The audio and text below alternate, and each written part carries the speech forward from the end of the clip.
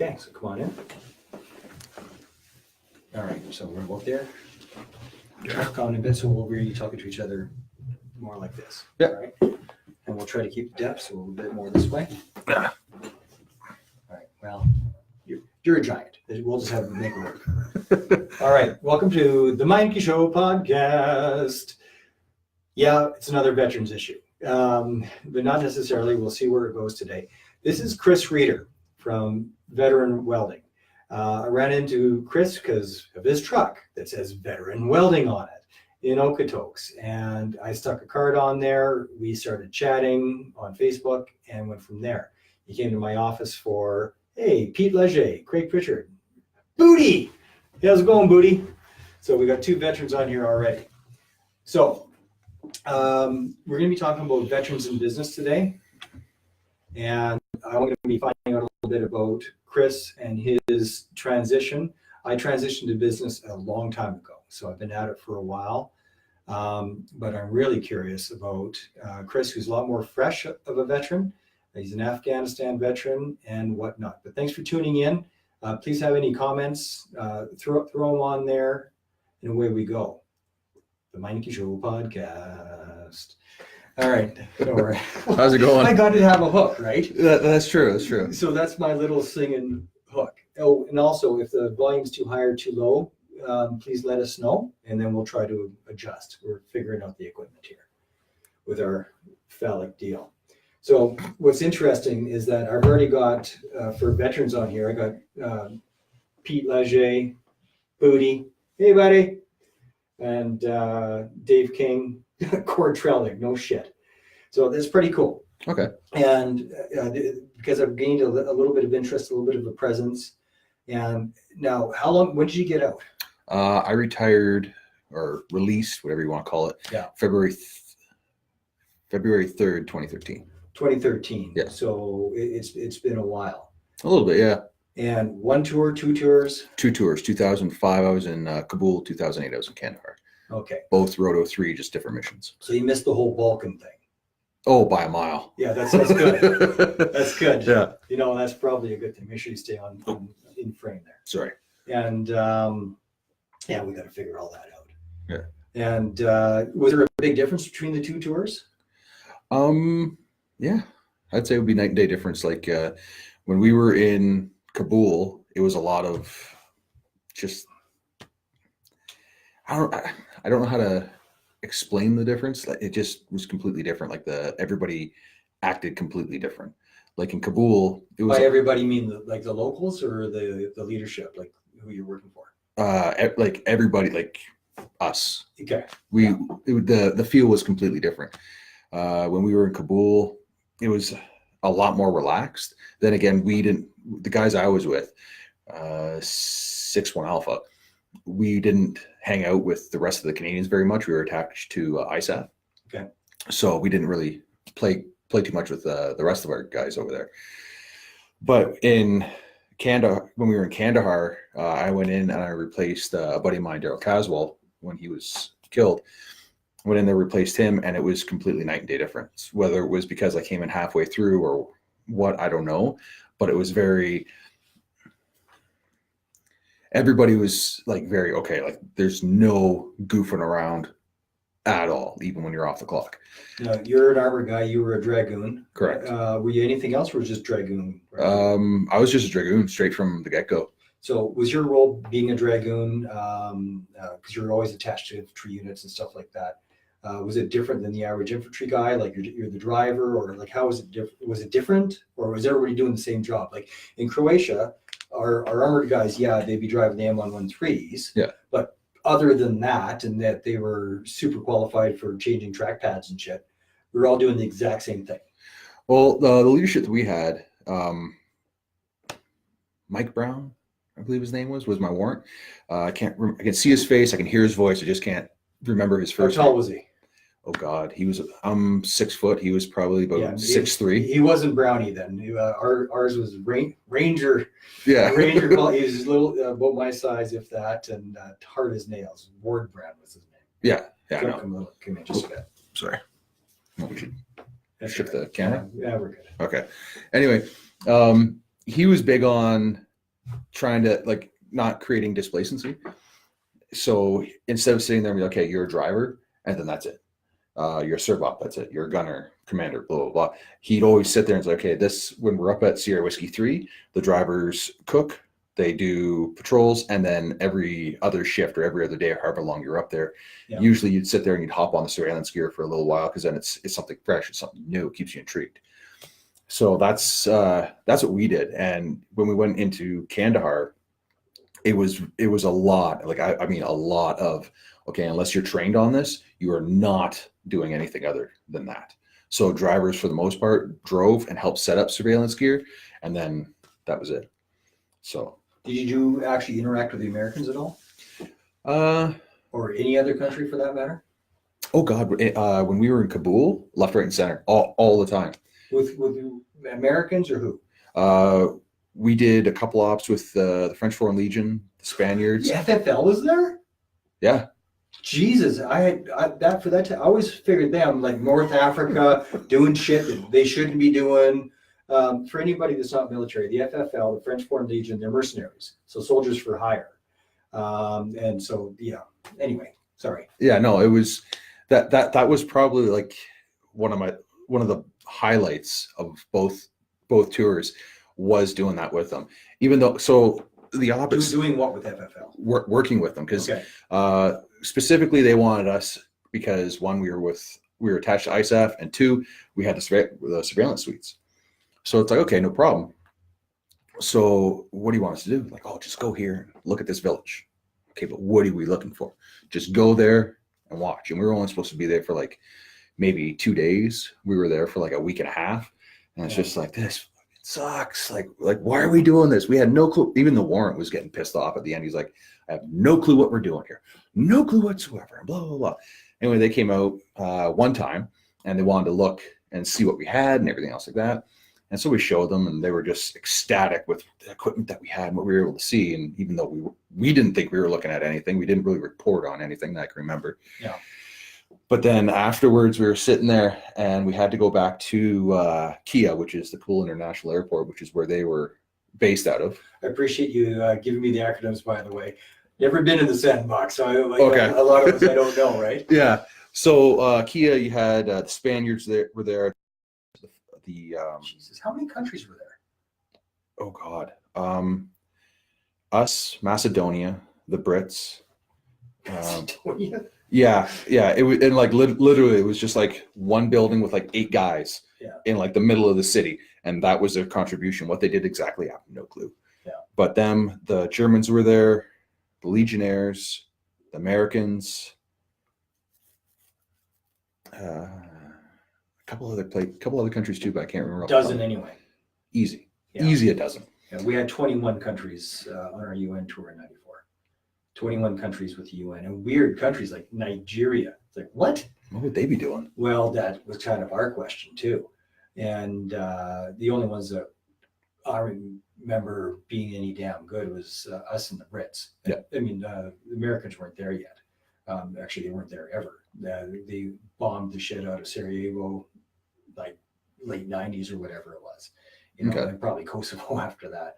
But they weren't there for any of the stuff we were doing. There was us, there was the Brits, and everybody else who never saw them. Yeah. But yeah, anyway, so like I was saying, we were sitting there, and then we went back to Kia. We were going to go pick up our RLT, and we were waiting. And they're like, well, you know what? We've been driving around base for about 2 hours now. Just find a parking spot. And then like another hour goes by, and by this time, like no matter how hard I try, I can't stop myself from doing the old bob and nod. Yeah, it's been a while since you slept. Yeah, and I'm just like, you know what? We're on base. Screw it. I'm parking here. I don't care what anybody says. So I start shutting the vehicle down. They're like, okay, all right, whatever. We get out, and then their Padre comes over, and he's just like, hey, Canadians, thank you for doing such a great job. We had so much, like, you did so well, and blah, blah, blah, blah. We're like, okay, all right. Where can we sleep? And like, oh, come on, I'll show you where you're sleeping. And we're sitting there and we're walking. Is the FFL Padre? Yeah. Okay. We're following him, and you hear this like techno music, and it keeps getting louder and louder and louder. And I'm sitting there, and I'm just like, at this point, like, I have zero patience, and we're walking, and finally it gets so loud. It's like, where is the disco? Like, what is the going hell? on here? And he's like, oh, this is where you're sleeping. And it's the tent that all the music's coming out of. Oh my God. And I'm just sitting there and I'm like looking at my warrant, and he looks at me. He's just like, just relax, take it easy. I'm like, fine. So we go in there and there was our chain of command. So we had our CO in there, our sergeant major, their CO, and RSM was in there. So the FFLs, the Padre, the whole 9 yards. And they're like, you guys did such a great job. This is our way of saying thank you. The food's over there, the wine's over there. They threw a goddamn party for you. Oh, well, apparently it wasn't for us. It was just what they normally do. Okay. And then I just look at my warrant. I'm like, I don't want anything to drink. I just want to go to bed. And he's like, you have to have one, like just polite. And it's like, okay, fine. Anyway, one led into a couple too many. And then the following morning, I'm not going to go too much further, but the following morning they were, it was a little hard to do with all that liquor in the stomach and going from there the next day in the heat, but it was awesome. And honestly, that tour, working with the guys that I did and everything else like that, and having the opportunity to work with the other countries that we did, I'd do it in a heartbeat. I'd do it like that at the drop of a hat. So the what was the reputation? Because you said it was the highlight. So was it the highlight because are they like revered? Are they thought of as like some pretty checked out soldiers, or are they a bunch of monkeys? Like what's the reputation of the FFL? In my opinion, very professional. Oh, is that right? Yeah. Like there was a couple guys there that like, swore a little bit more than anybody else. But I mean, you find that in the Patricias, the Dragoons, anywhere the guy drops F-bomb every other word. That's what we do. Exactly. Yeah. But there was no none of them were unprofessional. Yeah. Like and of course, not everybody in the FFL is French at all. There's people from all kinds of countries that are in the FFL. Yeah. Oh yeah. I found out during that if you committed a crime and you went in there, as soon as you get into the Legion, that's it. Yeah. They can't touch you until you get out. Yeah. And that's the kicker. Some guys do that. I served with a guy in the 3rd Battalion. He was former FFL. Whether he was ducking from somebody, I don't know. But they're always like hard. Oh yeah. They didn't half-ass anything. Like if they were doing anything, it was like, okay, let's go, let's get this done, let's keep going. Yeah, there's probably no fat bodies in the FFL. Oh God, no. No. Even their Padre was jacked. Like we're sitting there in that, like, okay, all right. Accept Jesus, okay. Yeah, pretty much. Like we're sitting there in that, we're looking at, like I see this guy walking towards me, and he was maybe like 5'5", 5'8" at the best, and as wide as he was tall, but just like beef. And it's just like, oh, okay, all right, this guy's like a gunner of some sort or a door kicker or something. Yeah. Nope. Padre right on his chest. And it's just like, all right, whatever. You're one badass looking Padre. Oh yeah. Did you as part of you guys like the people in your chain of command, was there any thought of guys like me, the Balkan guys? Like, was that ever talked about to help the guys with the Balkan experience? Was there any use at all to prepare you for Afghanistan, or was there any crossover there? Or? I don't remember hearing any talk about that, because it was after your day. Like I remember when I got in, it was at like Cyprus was already done, right? Yeah. So we'd hear, oh, Cyprus. It was, unless you went there like earlier on, then it was a hot box. Mm-hmm. But at the end of the Cyprus thing, it's like you're on the beach getting a tan kind of thing. So it was like, oh, what do you do? You went to Cyprus. At least that was the reputation of it. Yeah. Whether that was actually true, I was never there. I don't know. What sort of reputation did you get from the stories from the Balkans? Not a whole lot of it, really. Didn't talk about it a lot. No. Like I said, my one warrant, Warrant Brown, he was in Bosnia a lot. I believe he was in Cyprus too, but I can't remember off the top of my head. But like, it wasn't a lot of it was just like the Bosnia stories, like, oh, it's completely different than Bosnia, because in Bosnia, like, I guess when you were in like Sarajevo and all the other places there, like, I don't know a lot of those places off the top of my head. Yeah. But the big thing I remember them saying is like, when you were in Bosnia, bullet holes were like from 10 feet and down in the buildings. And that's it. And then from what guys were saying and comparing it to Afghanistan, is you'd sit there and like everything, like the very tops of the telephone poles were riddled with bullet holes, like the tops of the buildings, like the whole, like if it could have a bullet hole in it, it pretty much had it. Yeah. And that's just the way it was. Like you'd see buildings that are like 3/4 of the way collapsed, and then like the bottom 2 floors are inhabited by stores or whatever. This is in Afghanistan. This isn't, like, I'm talking downtown Kabul. Yeah. And then the bottom 2 floors are still livable.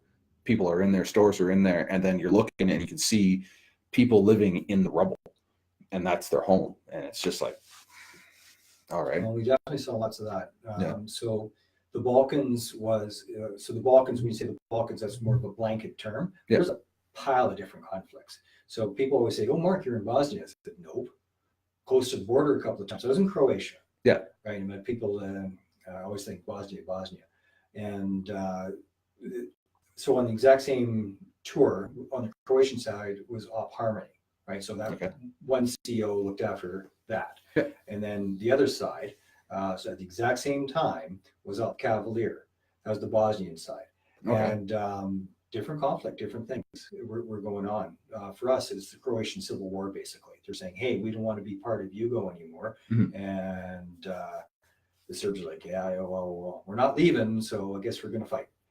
And that was more or less what it was. And then that turned into Kosovo was like, oh, Civil War, that seems like a good idea. So they started doing it, and everybody wanted to, it was a break of the fragmentation of a country. Yeah. Like, more or less. And I have no idea how that spilled into Sarajevo and all that, because that's like hell and gone away from where I was. Mm-hmm. But it was just like a just chain of events as the country disintegrated. Yeah. Partially due to, well, a big part of the whole formula was hyperinflation. So 10,000 dinars would buy you a car today, a used car. Mm-hmm. But 6 months from now, the exact same 10,000 dinars will buy a slice of pizza and a Coke. Holy crap. Holy crap. So as that's happening, the economy just, right? Yeah. And of course, everybody's corrupt. And the cops that we saw were making like 50 Deutschmarks, so $50 a month or $60 a month. That was it. Yeah. So everybody is, that's why we had these old babas, these old ladies, they kind of look like Hutterites to me. Okay. And we pay them 5 Deutschmarks for a giant bag of laundry, and their bag, like, I remember hearing that. Yeah. they're hunched over this wash barrel with an actual washboard from like the 20s, and all freaking day long. Get 5 Deutschmarks per bag. I don't know how long it takes to do a bag, but it is a bugger of a job. Like, I wouldn't trade places with them for nothing. Yeah. But it was fantastic money. And if we paid them any more than what we were paying them, somebody would shoot them for the job opportunity. Oh, wow. Like, they wouldn't get home. There's no way, because it's just too much money. Yeah. Right. And that was a great source of income. And if it wasn't that, it was the kids coming to the gate, open up their jacket, and it's full of grenades and shit. And pet Deutschmark for a grenade. And I'm looking at it, it's like, well, I don't know if that's zero fuse or anything, you know. They probably stole them from the Van Duys and they're trying to sell them back to us. I don't know. Yeah. You know. So, well, it's good to hear that Van Du still had that reputation all the way back then. Yeah, if there's anyone that are watching this, sorry guys. I'm not sorry. If anybody's taken over, whether it's on X or not, or in theater or war, from the Van Duys, are like, yeah. Oh yeah. Yeah. Oh yeah. Man, what a mess. Just. What a hot mess. That's that. Yeah, I'm not going to touch that topic. Yeah. The so how long did you serve before you got out? 10 years to the day. 10 years. Shit. Yeah. So 10 years of the day as a dragoon. And tell me about the transition when you got out. It's easy for you, or what was like? What are your transition? What's your transition story, Christine? Well, Michelle. No. Well, it started off, I didn't want to get out at all. But like what pissed me off was the old boys club, and you're sitting there and you're like the whole, oh, well, we need to promote so-and-so because they're female, or because they've been in for so long and they had like no leadership skills and stuff like that. And it just pissed me off. And so it's just like, okay, you know what, if I don't start to progress by this point, I'm gonna do my own thing. So originally my own thing was to OT. Like I didn't care what it was. I just wanted to OT so I can keep my pension going and one thing and the other like that. Around this time, I'd already been welding for about 2 years. Yeah. And it literally started off because my goddaughter's grandfather just sat there one day. He's like, listen, I can't weld. I just need you to tack this together for me, blah, blah, blah. I'll show you how to do it. I'm like, all right, fine, whatever. And I don't mind helping people out. Come to find out what I was tacking together, for anybody who doesn't know, a tack weld is just like a little tiny weld. It was a stock car, parts on a stock car. Mm-hmm. So it's like, oh, okay, cool. So I did that, one thing and the other. And then by the end of the day, it was just like, my mind was blown that you can go from like a pile of tube and plate to a full on race car. And then you're hooked. Oh man, I was hooked like halfway through the day. It was like done.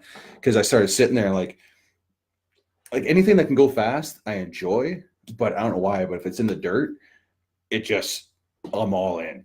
Yeah. And so like it wasn't long after that I bought my own welder and one thing the other like that, and I started doing like off-road fabrication just for myself, and then I just kept snowballing.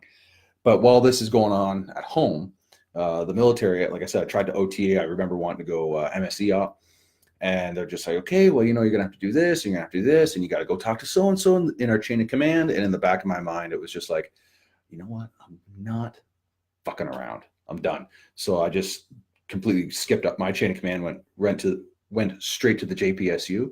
I believe that's the right acronym. I'm forgetting half my acronyms. There's a lot of acronyms. Yeah, the release guys. Okay. Went straight there, and I'm like, listen, what are my options? I did everything, and I just went to my chain of command, just went, here you go. This is what's happening. I need you to sign this. And they sat down and they're like, okay, well, why do you want to do this? I thought you were enjoying it. And I'm like, I am, but I'm not. I'm seeing people that I've watched come from basic training, and they're like 3 steps ahead of me now, and their work ethic's crap. Mm-hmm. And I guess just the political game. I'm like, I'm not playing it. So that's why you got out. So after you get out, yeah, all right, and all of a sudden, what did you like? So you got the Brotherhood, and then you leave the Brotherhood. What happens when you try to keep in touch with the Brotherhood? Well, honestly, Did you get shunned? Take a look. I got shunned. Oh fuck, I got shunned like crazy. Yeah. By a lot of people, but years later, they're sitting there and they're like, well, holy shit, like he's doing this, he's doing this, he's doing this. But it was like, if you want to know what it feels like, just take a pack animal, so like a wolf, yeah, and just rip him from the rest of the pack and just put him someplace else and just watch what happens over time. For the first little bit, he's fine. And then it just like, the loneliness kicks in and one. And like my big thing was, it didn't happen right away, but like the PTSD started to creep in. Yeah. And it's just like, well, what the fuck is going on? Like, and like, I'm trying to like reach out to guys and be like, hey, like, I can't sleep at night. Like, and I wake up and I'm like covered in sweat and like the copper taste in my mouth and blah, blah, blah. Like, what is going on? And nothing, absolutely nothing. Yeah. And then it just snowballed from there. And so there's a few reasons for that, right? That I've been learning as I've been going into that community, and they don't know what to say is part of it. Yeah. That, and there's a bit of resentment because you left and they didn't. Yeah. So it's kind of like there's a fuck you that goes on for a while that doesn't end for years. Like I went back visiting on the base like a couple months after I got out, and one guy actually, what the hell are you doing here? Saying, well, I missed you guys. Yeah. He's like, go away, like you're out. See ya.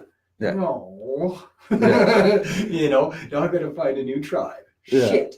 And that's it. Trying to find that new tribe. Yeah. It's fucking hard. Did you find one? No. Nope. Not really. I found. Okay, hold on a second. Let me backtrack. Did I find a tribe in the terms of other veterans?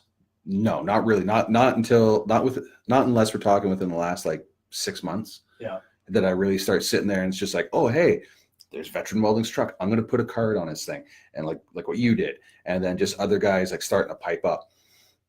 Not really, but what I was able to do was find like-minded individuals, which surprisingly enough, in the welding trade, mm-hmm. I'm fairly confident if you took a welder and just went into like any combat arms environment, give them about 48 hours at most, and you slide right into it. They slide right in. Yeah, and so I think that's why a lot of guys go to the oil patch, right? Because it's sort of a rough, man, especially from combat arms. Have you ever done any time in the patch? A little, yeah. Oh man, I've seen around. I freaking loved it. It was great. Like, especially like when you're sitting there and you're tripping in and out, and like going in and out of the hole there. It's like you all the speed and aggression and that they drove into you for years. You can just like unleash it. At CNRL, when I was shipped up there to do maintenance on these flameless heaters, everyone's like, "Oh, CNRL, the shacks, man. Oh, the camp. The accommodations are so bad." I'm like, how bad could it frickin' be? I lived in a hole of sand for months. Like, how bad could it be? Yeah. And so I get there, and yeah, it's a shared washroom, but it's a private room, and I'm like, it's clean. The sheets are clean. The bathroom's clean. The food's terrible. I'm like, I've had terrible food. Oh yeah. I know what terrible food is. Oh man. Air Force people don't, but I do. And I'm like, the food is not only good, but there's like a wide variety. And I'm just like, you guys are funny. Oh yeah. You don't know what bad food is, and you sure as shit don't know what bad accommodations are. Oh yeah. And so I was kind of giggling because everybody else is like, CNRL. I'm like, where have you been that's better than this? The Hilton? Like it's a work camp. Yeah. And it certainly is no gulag. I thought it was freaking great. Yeah. And I gained 5 pounds, I'm sure. And like, it was just great. Oh yeah. And everybody else was like, they got a lip on. So I talked to like nobody. Yeah. It's like, you go bitch and complain. I'm reveling in how awesome it is. Yeah. Dry bed, hot shower, warm food. 3 huts in the cot. I'm good. And I didn't even get shot at today. So like, I'm good. That's a plus. That's a plus. Yeah. Yeah. It's the transition is civilian life. I was fresh out because the tour was 94. I was out in the summer of 95. And then I started college in the fall of 96. Okay. So there's really no gap there. And I was 26 years old going into college. Whoops. Talk about a fraud, like just a fish out of water, right? Man. Like, yeah. Jesus Christ. And I was PTSD. Of course, nobody knew it back then. And not one asshole tapped me on the shoulder and says, dude, you're not quite right. Like, you should talk to somebody. Yeah. Like, not one person. And Chris, I was an idiot. Like, I was a maniac. There's like, it should have been seen. Yeah. Right. Like there's story after story of crazy me and the shit that I like, crazier than the normal crazy. Yeah. That we do in combat arms, right? Like crazier than that. Well, you're a Patricia, so. Well, that's it. dirty Patricia. Excuse me. But because it just wasn't talked about back then. Yeah. And if it was talked about, it was like, shameful. You got the plague. You're useless. You can't do anything. Yeah. Yeah. Yeah. So it was just bad. And so you're just exiled. And I didn't know. I thought everybody else had the problem. Everybody else is an idiot and an asshole and a slack jaw and whatever, right? Yeah. And so college, and here I am with literally like what we call snowflakes today. They didn't have that word back then. Yeah. But so I'm sitting with all these clueless snowflakes. And on my it was the police and security program. There's one guy that was former IDF, Israeli Defense Force. So like, yeah, we got along. Yeah. It was easy, right? He's like, oh, okay. Yeah. And so we talked. And there was a guy. There was this guy. He was a cadet instructors list. And he's trying to bond me. Yeah, I was a cadet instructor. He's like, well, I went through battle school too. I'm like, you better shut up pretty fast, man. No, it's the same battle school. He said, it's the same battle school you went through. I'm like, I went it through in 91, right? Like, I don't think it was the same battle school, dude. I shit you not. I had a sergeant through my battle school sit there the entire time. Can't do that in sunny Afghanistan. Can't do that in sunny Afghanistan. We're like, oh, shit. He's saying that. He must have been there. 2005 was my first tour. It was also his. Man, and like the thing is like he was like, oh, recce. And so I just looked up to him, and it's just like, wow, okay, if you're like, you keep talking about Afghanistan, you keep talking about Recce and all this other stuff. And then when I found that out, it was just like, you could tell me the sky is like, on fire, and it actually be on fire, and I still wouldn't believe you now. Like he just pissed me off. Chris, have you run into, because I've run into a few, and I got a few stories about it. Have you run into any stolen valor types since you got out? And there's two types, right? There's the guys that exaggerate their service. Yeah. That actually served, but they were the underwater super sniper. And right? Yeah. And those guys are the worst to me, because it's like, dude, you do not have to, like, you serve, you're good. You don't have to exaggerate it. Like, just, like, be proud of what you did. Be proud of what you did. You're good. Yeah. And but there's that type. And then there's the flat out never served a day in their life, but said they did, which I just think cart them off to the mental hospital. But have you had any of that? I've seen a couple guys like where they're like, I don't know if they were just like that stupid to go out in public like that, but they'd have like a normal t-shirt on, combat pants, combat boots, like an open combat shirt, like stuff like mismatched stuff like that. But I haven't physically ran into any stolen valor. Yeah. So, because I see those guys on Facebook that are actually wearing freaking their DEUs and medals, and holy Christ, that pisses me off. It's just like, well, you're impersonating a federal employee. Like why are they even allowed to do that? Why not just sit there and say, okay, we got a nice set of bracelets for you? People ask me why I don't wear my uniform on Remember Days, because it's illegal. Yeah. I can't, it won't fit. I was 165 pounds. Yeah. That fucker ain't going on again. Yeah. 2, it's out of date. Exactly. And it's illegal. So wear the jacket, throw on your gongs, and off you go. And nobody jacks you up. You've got shitty boots, which is really nice, especially for Patricia. Yeah. We're not royals. And royals, shiny boots. Yeah. Oh yeah. And but no, I've run into both types. So one guy that actually served, I don't know if he's like a Matt Tech or what the fuck he was, but which is cool. Like, I love those guys. Yeah. But I'm just saying, I don't know what his service was. But my buddy says, who wasn't deployed, but he did a few years. Yeah. And I said, oh yeah, I want you to meet so-and-so, that because he was in the Balkans too. I'm like, oh, yeah, great. What year? Doesn't remember. Like, how do you not remember? Well, actually, you got to be careful with that, because I've run into guys that are the real deal, mm-hmm. and don't remember jack diddly do. They don't remember shit about their tour. They just block it out. Gotcha. Right. There really are guys that don't remember jack squat. So you got to be careful not to jump down on that stolen valor train too quick, right? Yeah. Because I've got verified dudes. Yeah. Verified, and they can't remember shit. It's really something. So I got to be careful about that too, right? Be slow to pull that trigger. Yeah, I didn't think you could because I've heard of people high trauma situations and stuff like that. People not blocking out hours, maybe a couple days, maybe a week. I met a guy recently, blocked out the whole tour. He couldn't tell you what but he still remembered a few things. I remember I was in Bankovats. It's actually pronounced Bankovats, by the way. But I remember that I was.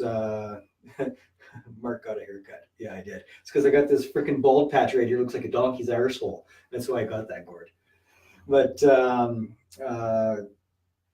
so a dude that blanked out the whole tour, but still remembers a couple of the towns. Yeah. Right? So I meet this guy, and so I don't jump on him, And I said, "Oh, what year were you there?" No, I do expect you to at least know the year. Yeah. Right. But a guy legitimately couldn't remember if it was the winter tour or the summer tour, but he was actually there on my tour. And you couldn't, so the memory can be that bad.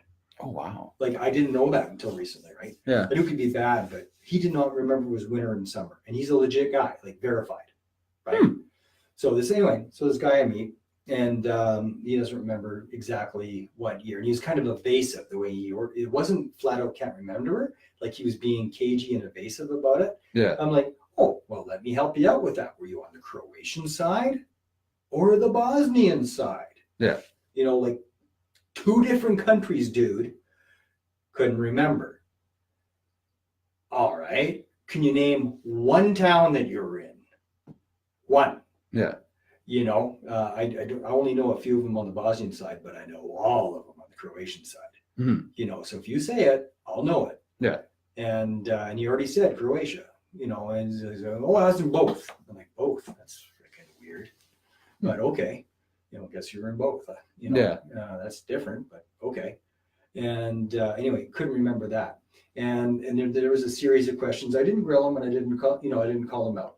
But later, I called my buddy and say, "Hey, are you actually doing business with this guy?" And he goes, yeah, we're partnering on so and so. I said, just so you know, Yeah.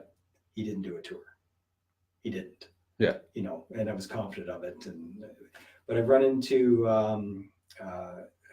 and actually, it's not one that I'll do on the camera, but a full out.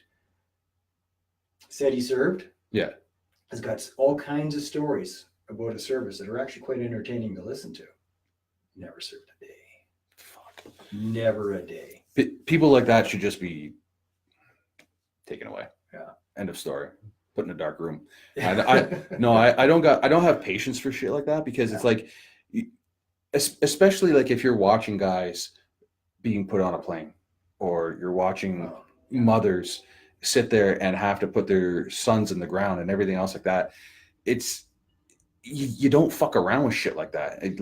There's guys that serve though, and I just saw another one, like the Stolen Valor guys. You know, there's a whole outfit, and Stolen Valor Canada, Sierra Victor Charlie, talking about somebody that served for like frickin' ever. This right, she had like 3 extras that she did not earn, and nobody called her on it for like ever. Just nobody ever noticed, I guess. Nobody cross-referenced their gongs with the service record. Yeah. But they got charged. That's good.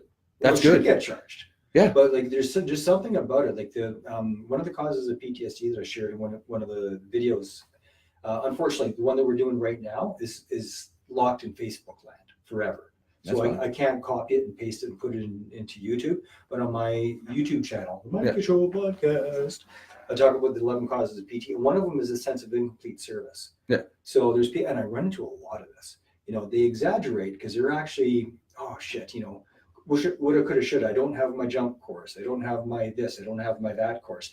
So they feel less than for whatever reason. I never got in contact. I never, or I had been in contact, but I never got wounded. Or, you know, what if I would have been 10 feet farther in front of so-and-so, and, you know, this happened to me instead. Maybe I know where you're coming with. And I get the urge to do it, because I've had the urge. I've just never done it, right? Like, because I've never been in combat. Yeah. You know, and some people would say I'm a combat veteran. Some people wouldn't. Whatever. Throw whatever title you feel like it, right? Yeah. Been shot at, bombs going off around me, been in a combat zone, all outside the wire shit. So I'll call it combat veteran. Right? Yeah. Never pulled the trigger. Yeah. It never happened that I remember. Maybe I'm blacking it out. Right? But never pulled the trigger, and certainly never greased anybody.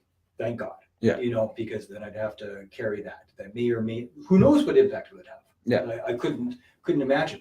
But I do have I felt the urge, you know, to ham it up a little about it, so I could be a more official combat veteran. Like, I felt the urge, I just didn't do it. Yeah, but then at the end of the day, what is that doing for you? Well, it's an insecurity thing, right? Exactly. It's an insecurity thing. Yeah. If you fall victim to the insecurity because you think like less than or whatever, I mean, trust me, everybody, like every one of us that did, which is most of us, like in the Balkan area, yeah, I know guys that absolutely pulled the trigger. I know guys that grease guys. Yeah. You know, so like, but it's rare.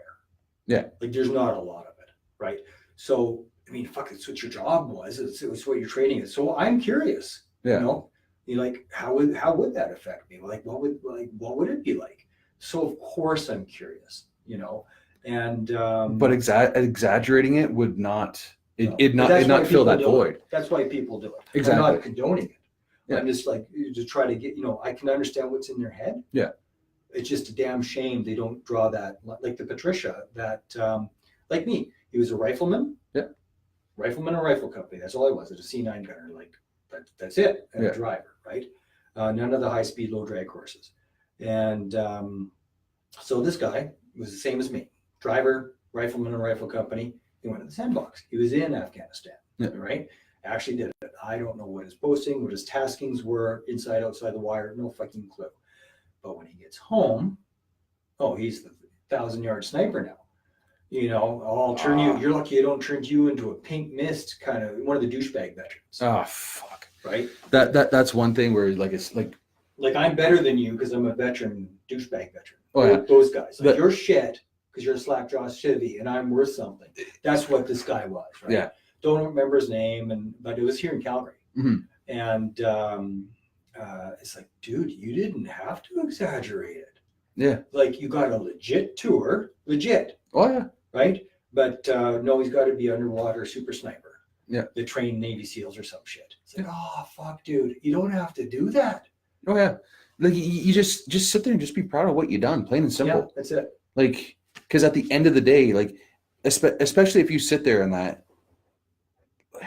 Okay, how can I'm trying to think how to say this. So, I listened to a couple different podcasts, and it makes sense.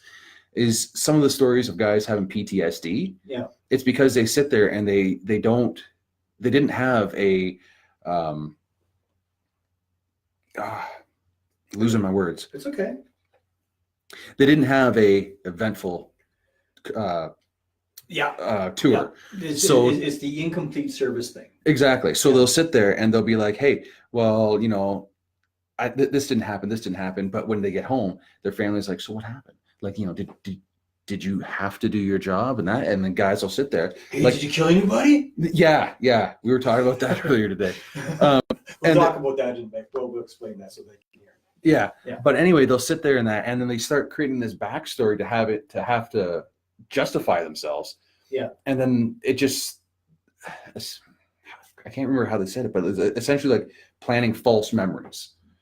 Where it's just like, okay, you know, this happened, and then you lie to yourself for so long, you think it's true. You think it's true. Yeah, exactly. The delusion supplants the. The deal. Yeah. So we're talking earlier because I had a guy. It hasn't happened in a long time, right? Yeah. But I had a guy, civilian guy, so he doesn't know any better, right? But asked me the big one. Yeah. So did you kill anybody? I used to get really mad at shit like that, right? But I've been out for so long, Chris, like 95, right?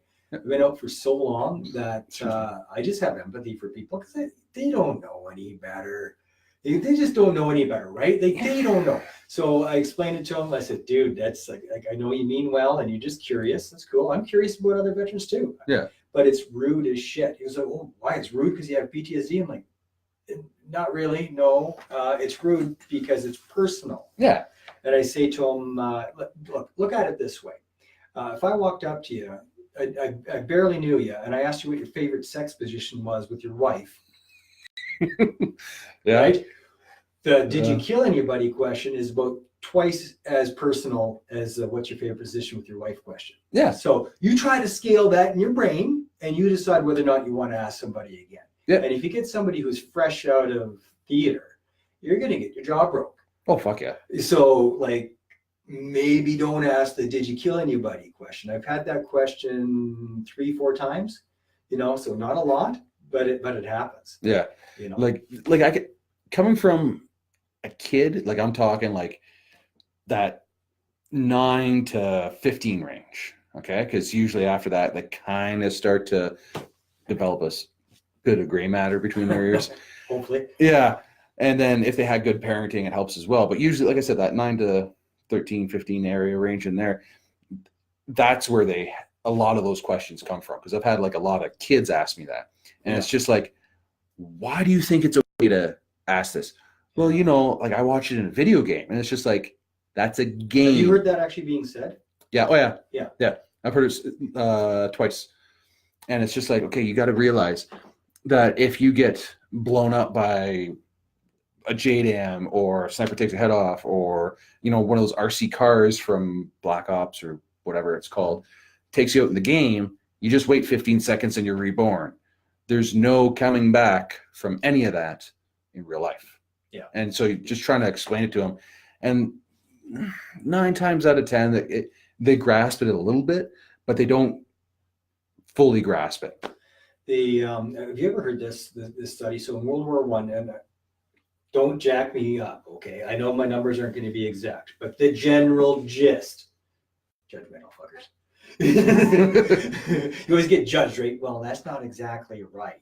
I know it's not exactly right. Yeah. Okay, but more or less in ish World War One, whatever the number was, like not everybody could pull the trigger. It was something like 1 in 4. Like where they later reported in coffins where they wouldn't get in trouble was like, yeah, no, I shot at the ground or I shot over their heads. Like I just couldn't fucking do it. Yeah. I couldn't shoot those Germans, even though they're those dirty little Nazis, couldn't do it. So there's a significant, whether it's 1 in 4, 50%, whatever the number was, it was a substantial number of guys that are like, yeah, no, I couldn't do it. I was just like, but I couldn't actually lay the sights on a German and pump, like, and purposely do it. Probably killed a couple by accident, but that's how it was, right? Yeah. So when they figured this out and enough guys kind of fessed up because, after the fact or however they got that data, then they went to the figure 11 targets, right? So an actual silhouette of a person. Yeah. And put that in the butts. And just the silhouette of a person to make it just a bit more, because that's all you really see. You don't see features and shit. It's 100 yards, you see a silhouette. It's about all you see. But it went up like it doubled or whatever, like a drastic increase of the guys that were actually later reported, yeah, no, I actually did it. I actually pulled the trigger. And now the majority actually pulled the trigger on purpose, like locked on target, right? And actually greased some guys. And then it was a very small number now that said, yeah, no, I shot him into the ground or over their head or whatever. And but today, with all these freaking Call of Duties and everything else, everybody pulls the trigger. Oh yeah. There's like nobody, very, very small, I'm sure, and I wonder how else that translates to life in general, like that lack of empathy. Like it's not a normal thing. Like we watch Game of Thrones or whatever. Like, oh, I'm a proud Viking and shit. It's like, yeah, it's cool on TV and that, but when it's like it's real, that was somebody. Oh yeah, that was a person. Yeah, that is had no a mother, longer a father, person. children, possibly. Yeah, and that sense that this is why in every single war, oh, they're just the Hajis, or they're just the Gooks, or they're just the Nips. Yeah, that's where these racial slanders come from, because you need them. Oh yeah, you need. Oh them. yeah. Like if you don't dehumanize somebody, like you're just a nip or a this or a that or the whatever, right? If you don't dehumanize somebody like that section of people, you like, how do you fucking do your job? You can't. You can't. Simple. That's like, not to cut you off, but like when we were going over on our first tour, they flat out said, okay, we don't have any desensitization videos for you from Afghanistan yet. So here's Bosnia, Cyprus, and there was a third one in there. I can't remember what. Desensitization. Okay, now how many beers have you had? Yeah, not yet. I will though soon. Yeah. Desensitization videos. Yeah. Okay, what the frick is that? And what are those? So essentially, what it was they'd sit there and they'd be like, one of them was this guy. He's like, yeah, I was on patrol. I was an infantryman. And I remember just walking on the ground, and all of a sudden I like heard a crunch and I fell, and I was like thigh deep, and I didn't know what it was. I pulled my foot out and it was covered in guts and blah, blah, blah. Yeah. And it was a mass grave. His foot had gone through somebody's chest cavity, and then it just kept going. Yeah. So there was that. And then there was it's okay because it's their culture to beat their women and stuff like that. And it was like little things like that. Yeah. Yeah. Within the first 2 weeks, there was this one area, whenever we went into that, we called it the triangle. Something happened. I blew all 3 packs of my Coyote there. We blew more tires there than anywhere else in Kabul. I just heard this the other day. Blow a pack means you blow your engine. Was it blow a pack on the Coyote? What does that mean? It's the engine. So like it is the engine. Yeah, the engine's a pack because it comes out as a package. I just heard. I literally learned this 2 days ago from a driver. Yeah, but anyway, I remember sitting there and we were stuck there all night, and like still suffering from jet lag. Well, not suffering, but like still dealing with jet lag and everything else like that. And getting up, like sitting there in the morning, we've been recovered and everything else like that because we just slid off the road, just kind of like wedged ourselves in one of those poo ditches that they got. Mm-hmm. And like it was nothing crazy. Like we just like flopped. That was it. Everybody was fine. but where we were, the other coyote couldn't recover us, so we had to get the wrecker in there. And anyway, I remember sitting there waking up in the morning and seeing something black go by my like the side like 3 or 4 times. I'm like, oh fuck, it's just another hallucination. Like I'm so fucking tired because at one point I thought I saw like this like massive like 8-foot tall dog. Yeah, the hallucinations kick in around the 36-hour mark. Yeah, and my warrant's just like, yeah, there's nothing there. There's nothing there, Chris. Just relax. Just go sit in your hole. It's like, okay, fine. But anyway, so like I say, I saw something black go by a couple times, and then like it just kept happening consistently. And I'm like, okay, there has to be something there. So I remember like looking over, and it was a woman, and she like, and the way we were, so like I'm in my coyote, and like the top of the walls here, and then I'm looking into their compound, so like where they're living. And so she didn't have her veil on or nothing like that. And I looked over, and she had like the most beautiful curly black hair and like the most like gorgeous blue eyes. Like I'm talking like just stunning. Like literally took my breath away. Yeah. I just sat there and just, hey, that's it. Within like seconds, her father or grandfather or whatever had like a fucking pipe and was just like losing it on. It's like, what the fuck? Like how is that okay? Like they're a fucking human being. They gave birth to your son or your grandson or your nephew. What, like, how the fuck does this happen? Like, I can't. And I think what you experienced there is like, so MEDAC was 1 year before us, right? Yeah. And I was 94 summer tour. MEDAC Pocket was 1 year before us, was the 2nd Battalion. And the biggest thing that haunts those fuckers is the sense of helplessness. Oh yeah. When they see just the most hideous shit like that. And we're not going to get into war porn here. Yeah. Okay. Yeah. Like we're not going to set each other off here. Yeah. But and especially there's no need, right? Like we know. Yeah. But the most horrendous thing you could possibly imagine times 10 is what they saw at MEDAC. Yeah. I've got the first-hand shit, right? I've got the war porn. They've told me. And hearing the screams and being able to jack shit about it without risking going to jail. Yeah. You know, and that sense of helplessness because of the rules of engagement, that is one of the things that sticks with you. Oh yeah. Sticks with you. So what I want to talk about earlier, to shift gears a little bit. So when I first got out, boom, I'm in college, right? I'm just in this pool of people that are completely opposite. And it was a bitch. Yeah.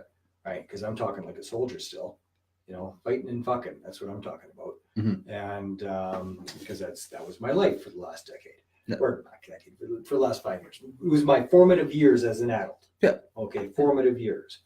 And your brain isn't even formed fully until you're 25, which is when I got out. Yeah. And so I was just a hot mess. And I was probably a hot mess before I even joined, but I was a hot mess. And like, it's like, well, frick, why do I keep just rubbing people the wrong way? Like, why? Like, frick, I'm a nice guy. What the hell? Why can't they just do things the right fucking way? Like, what's go? Or why can't you just like me? Yeah. Yeah. I'd always have a couple of friends, but it'd always be like, I'd be the friend that would be pre-introduced. It was like, okay, I'm going to introduce you to Mark. Just so you know, yeah. He was a soldier. He swears a lot, and he has the most outlandish jokes. But he's a good guy, though. Yeah. The whole, but he's a good guy. Yeah. You know, so just cut him some slack. So I'm the guy you got to apologize for before I even meet you. Yeah. And I think that was a lot of us. You know, but the old crew, like there's like only 1 or 2 guys that I kept in touch with. Yeah. You know, everybody else was just like they don't talk. Matter of fact, I'd been out for a couple of years, let my hair go out a little bit. I thought I'd give that a go. Yeah. And I grew it right back. I shaved it off again, but let my hair go a little bit. And I run into a guy's last name was Dunn. I don't remember his first name, but we were never great friends or anything like that. Yeah. But I knew the guy well enough from the 3rd and then the 1st, and that I recognized him. And I seen he's with obviously a bunch of Army guys at this bar in Edmonton. So I'm like, hey, how's it going? He looks at me like this. Like, why the fuck are you talking to me? Kind of. Yeah. Right. Yeah. And I'm like, okay, well, I'm Meincke. Like we served together. It's okay. You don't remember, but we served together. And he goes, And just let me fucking guess. And now you're nothing but a greasy civvy. You see, I never had that. So, well, I did. Yeah. And so, like, I mean, they're not all like that, obviously. You know, but it's like just last year, I was doing the Veterans Ride Coast to Coast. I did one small leg of it. It's called the Rolling Barrage. Yeah. Rolling Barrage, coast to coast, raise PTSD awareness stuff, right? Yeah. And maybe Edmonton's just, you know, a bunch of rough people. But no, I'm from Edmonton, I love it. But so we're at this bar in Leduc as one of the stops, right? Mm-hmm. And there's Patricias all over the place. And I'm wearing my dirty Patricia shirt. So I'm like, you know, like obvious my lineage. Yeah. And what tribe I'm in. And there's a bunch of younger guys, you know, that were in their own little motorcycle club. And I walked up to these guys and like, hey, dirty Patricia too. And just tried to, man, the cold shoulder, like it was brutal because the young guys don't want to talk to the guy who's almost 50. Like they just like get away from me. Like it was cold shoulder hardcore. Oh yeah, I don't know what it is or why, but like I really notice it between the guys who like your generation, yeah, and then my generation. Calling me old? No, asshole. No, but no, like you know what I'm saying? Like your generation of tours and my generation tours and the generation before you guys. Yeah, like it's not everybody, but some guys are just like boom, they can talk to anybody. You fucking don't know what it was like. Okay. So you can't know what it's like because you weren't there. And one thing and the other, it's like, well, you don't have to be on the exact same tour at the exact same time to know what it's like. You can sit there and say, okay, well, yeah, I was never in the sandbox. I got out like 10 years before that happened, but I was in Bosnia and I was in Kosovo, or I was here, that, and the other thing where other horrendous things happen. So I can, it's amazing we can treat each other like shit. Like we always say, hey, public, support the troops, you know, wear your yellow ribbon and everything else. But we can treat ourselves like shit. Oh, yeah. I was at the skydive center. I haven't skydived in a while. But so a guy that I met that I recognized, never were tight or anything, but I recognized the guy, right? Yeah. I don't know whether or not he recognized me. But, you know, one of the checked out high-speed, low-drag guys with all the courses and stuff like that.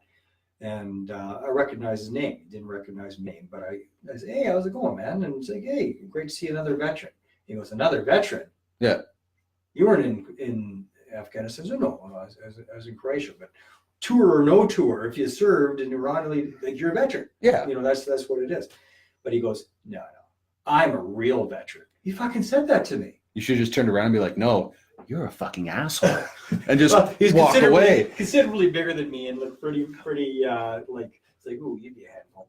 But you know, I just like, but I've had that a few times on Facebook, for Christ's sake. I won't say his name, but a guy that I know very well, and I don't make posts like this anymore.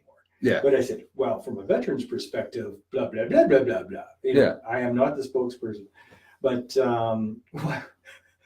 he says, all right, Mark, quit calling yourself a veteran. I'm a real veteran because I did my 20 years and pensioned out. You're not. So we are just so douchey to each other. Like, not all of us are. Oh, yeah. But I've certainly experienced the douche. This is what I get. Because when I was getting out, a lot of the guys were like, dude, you're halfway there to your pension. Yeah. Like, because when I got in, they were just starting to transition. Like some of the guys got the 25-year plan, some guys got the 20.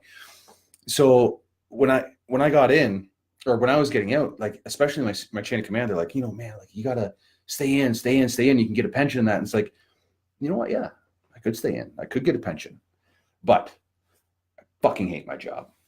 I hate my job. I come to work and it's just like, what bullshit do I have to deal with today? Like, who's gonna fuck me today? Yeah, exactly. But the thing is like, if you sat there and you put me in the field, I fucking loved my job. Yeah, I loved it. You sat there and said, okay, I'm gonna take some of the junior guys, like some of the troopers and that. We're just gonna go out into that field right there across the street, and we're just gonna practice map and compass. No, you can't do that. What if a fastball comes down? And that's what drove me. That was one of the driving factors to get out, because it's just like, you're stopping us from being soldiers and doing soldier stuff. Yeah. So You're just chomping at the bit. You don't want to be a Garrett trooper. Exactly. And it's just like, well, why, if I can't do my job and practice my job and teach these guys coming up how to do their job and my job and so on and so forth like that, what's the point of being here? And it was just like that for so long. Like I remember going home, and as soon as I walked in the door, I just crack a bottle of whiskey and just start drinking it. And it's just like, fuck, like my life is going nowhere. Like I hated it. And then when I got out, it was, okay, this is me. Yeah, I can do it myself. Like it was. Now, how did you know? Because we still haven't got there. I keep trying. Yeah. I keep trying. We keep. Yeah. But it's over the fence. Dealing with civilians. Mm-hmm. That's what I really want to hear from you. Like, did you have a problem? Because some guys, like Ken Brisbane, right? Mm-hmm. He's always a smoky, jokey, easygoing guy, and we've lost touch, unfortunately. He's a really good guy, like one of those guys you really connected with back in the day. Yeah. But because he's such an easygoing, smoky, jokey, happy guy, he's not like, I'm a tough guy. He's not one of those guys. But I would assume that even though he had a pile of tours, that he would have transitioned into civilian life fairly well. Mm-hmm. Like he seems like the type of guy that would get along with the civies fairly well, right? Yeah. Where I was a complete monkey, but it took a while, But for you, did you have any trouble dealing with civilians, or did they have trouble dealing with you? Both ways, because when somebody sit there and say, okay, this is how we do something, it's like, okay, well, why? Because this is how we do it. Okay, yes, I understood that, but why do we do it like that? Because this is how we do something. You don't like it, there's a door. It's like, no, I understand why you do it like that, or what you're telling me, but like, why? What's the reasoning behind it? Like, can you do it better, faster, stronger? That's the military learning system, which is actually really, really good. Like how they teach us, Explain, demonstrate, do, and then get the students to repeat. Tell you, they have rhythm. Like, exactly what's going to happen during that time in the classroom or out in the field. It's like, all right, troops, here we are. Today we're going to talk about why things are seen. We will cover. Wow. Yeah, why things are seen. We will cover this. By the time we are done covering why things are seen, you will be able to do X. Yeah. Okay. And this is why we are doing it. Yeah. Now, first we'll talk about silhouette, then contrast, then texture. I'm pretty good, I say. Yeah. Well, yours, I'm cracking them off pretty good. Yeah. Movement is number one. Yeah. Right? So whatever the rest of this why things are seen lecture. Yeah. But it's very, very clear communication. And I think we all seem to miss that clear communication after. Oh God. The what, where, why, when, and how. They give that to you in the Army. Yeah. We're learning this. This is why we're learning it. And here's how you actually do it. And here's how you apply it in the field. Yeah. And here's why, if you don't do this, somebody's going to die. Yeah, exactly. That's the thing about combat arms. If you don't do this, people die. Yeah. So there's always that consequence to fucking everything. And the thing is like, I felt like my first job out of the Army, I got fired from, because they sit there and they're like, this is how we do it. And it's just like, okay, if you're not going to answer these questions that I've asked, I'm going to try and do it on my own, faster, better, stronger. And then they come back like, why didn't you do it this way? I'm like, because I was trying to do it better. Why. Yeah. And they're like, well, fuck you. It looks like shit, or this, that, and the other thing. It's just like, and I just like was starting to fall back into that slump. Like when I was in the Army of, why am I here? I hate it. I'm literally punching a clock and I'm leaving. And what about family and friends, Chris? Did you blow any out of the water? Did you wreck any relationships?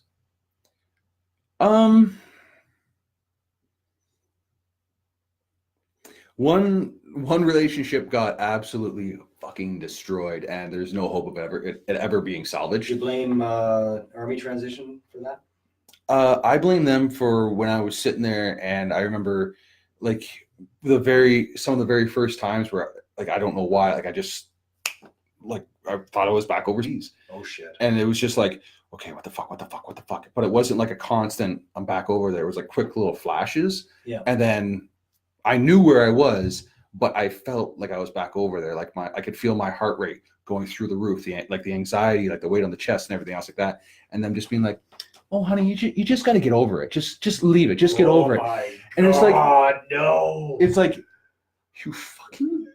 you of all people need to sit there and support me. You of all people. Yeah. And this one individual never did. So it's just like, okay, all right. I'll put on a face and be happy and polite and everything else like that. And just that's so why we don't talk to people, because people say stupid shit. Oh yeah. Civilians say stupid shit because they don't know any better.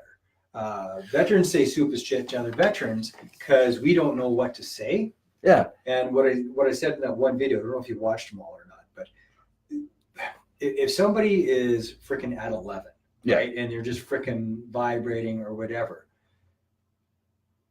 you don't try to fix it. No. You know, you maybe ask a question and just ask, is this a good time to talk? Do you need a break? Yeah. That's all you can do.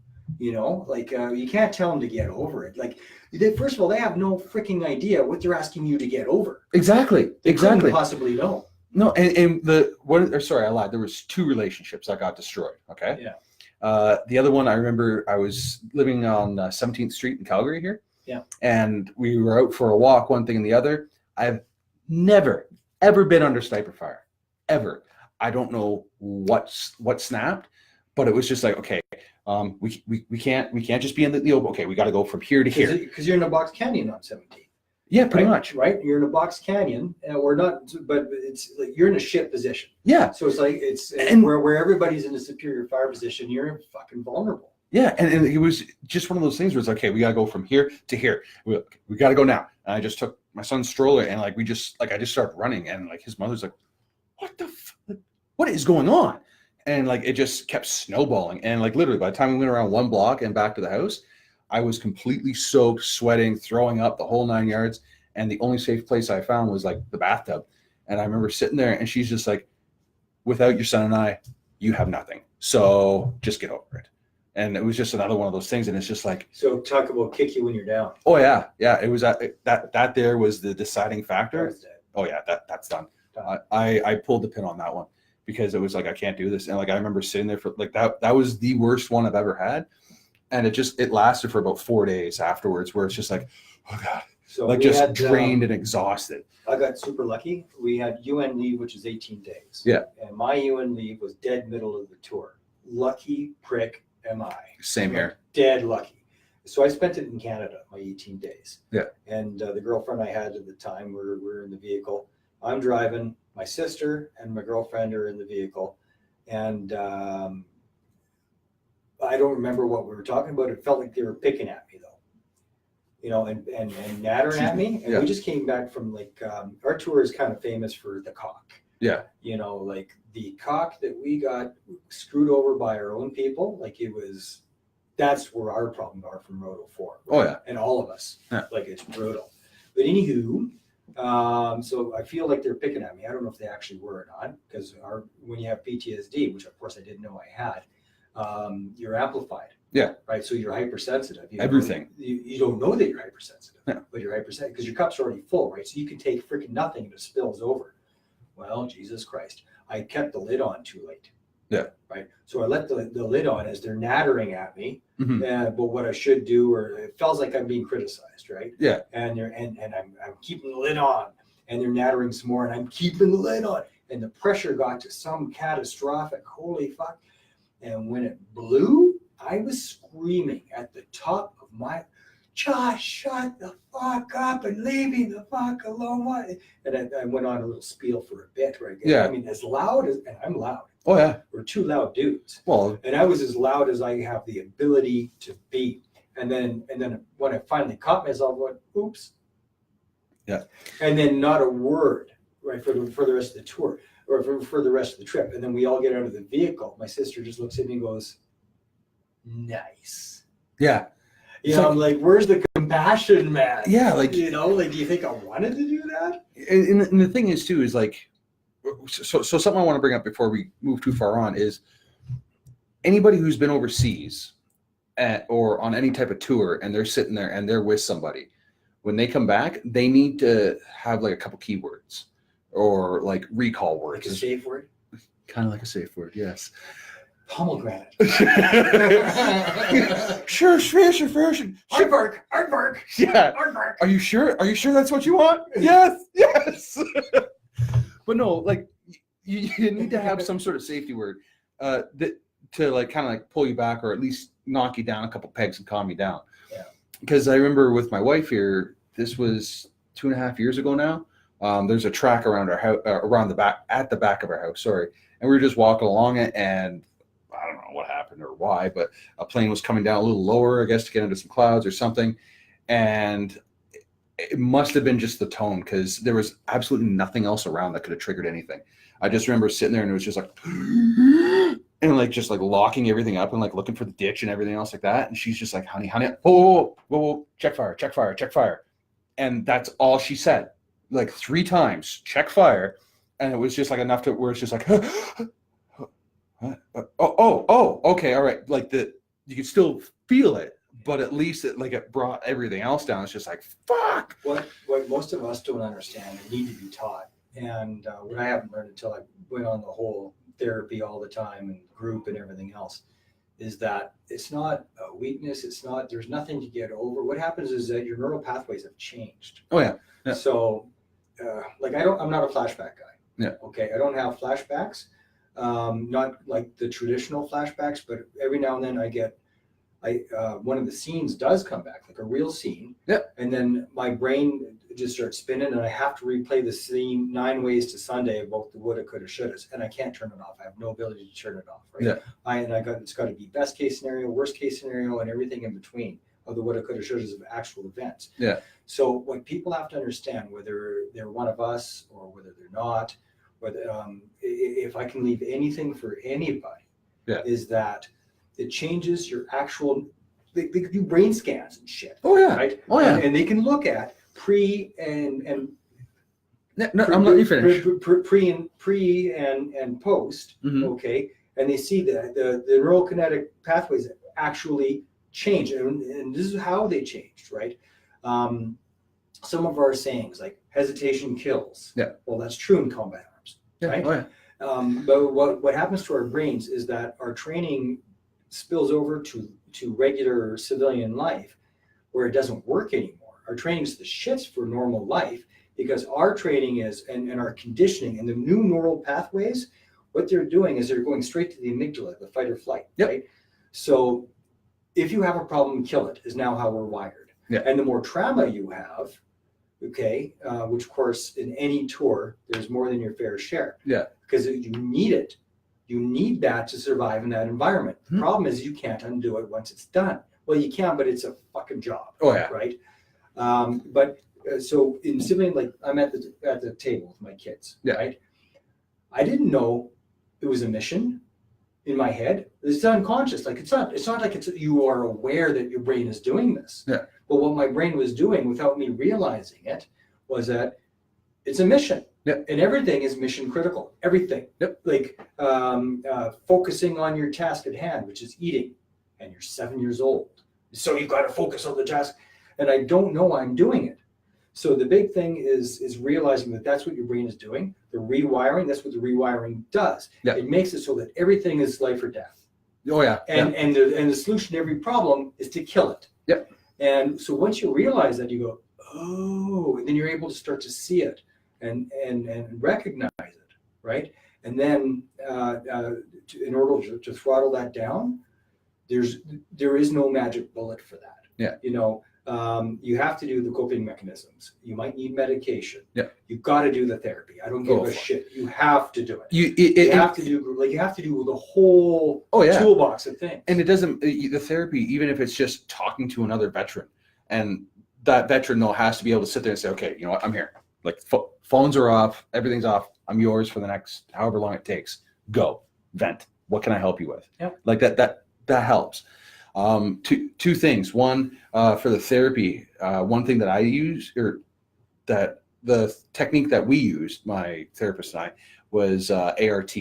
Me too. Yeah, where you're sitting there and you're following. Woo! Yeah, the first time High five. Yeah, first time she did that, I'm just like, okay, this is stupid. Like this is done. And she's like, give me 1 week of every other day. Just give me that. And it's just like, okay, fine.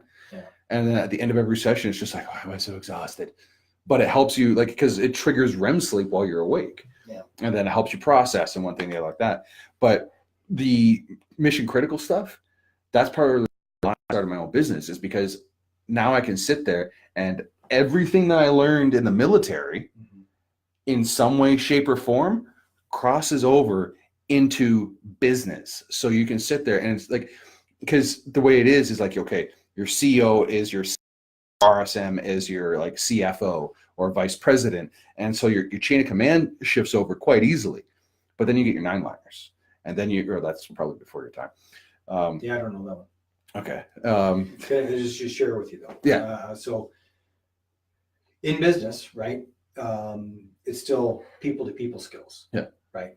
And what things that veterans don't realize that they have is a very heightened sense of justice, especially combat arms guys. Oh yeah. Like combat arms guys, right? It's that sense of right or wrong, and don't blade me.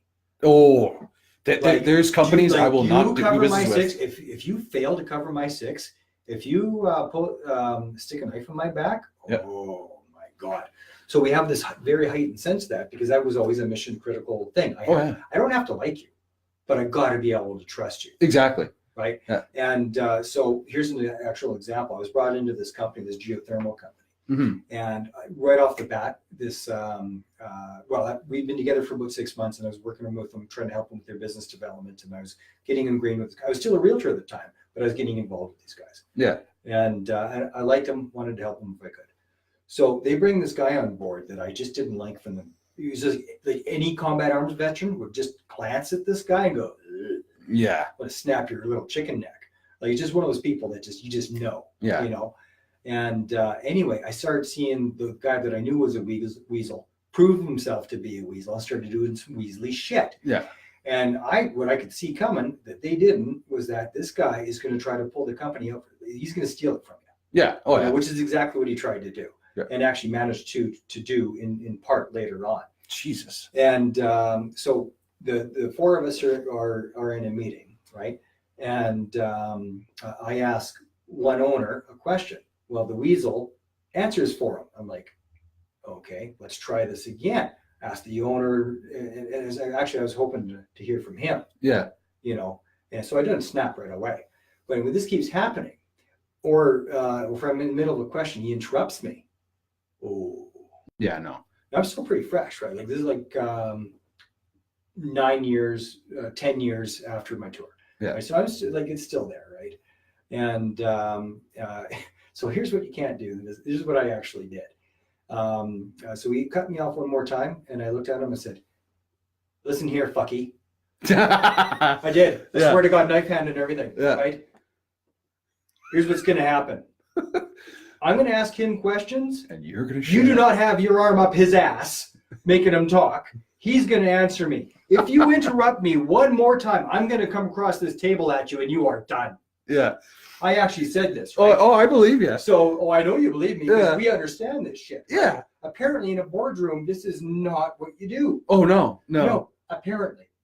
So, I mean, so there's the end of my relationship with this company. Yeah. Right? Because I just did what is natural to us. In our world, Yeah. that was a perfectly acceptable way to handle that, and he'll fucking toe the line.